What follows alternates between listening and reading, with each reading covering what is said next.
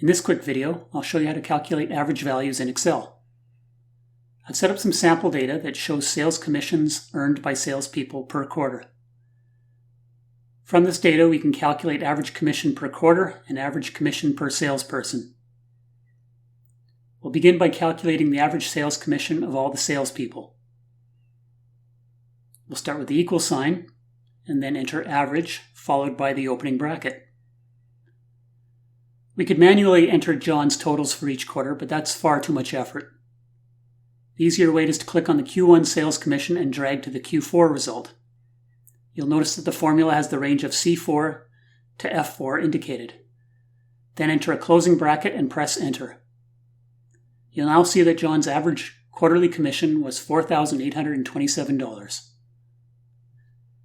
To apply the formula for the other salespeople, we can highlight John's average and then look for the box at the bottom right, and when we see the mouse pointer turn to a cross, we can drag to fill out the rest.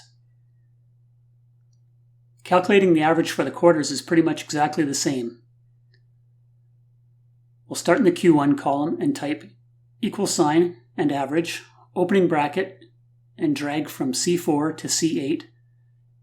Add the closing bracket and press enter. And now we can apply the formula to the remaining three quarters by dragging the formula in C9 to the remaining cells.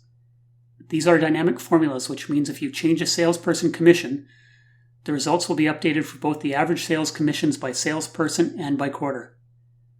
Let's change Frank's Q1 sales commission total, and you'll notice that its average in cell G6 has changed, and the Q1 average in cell C9 has changed.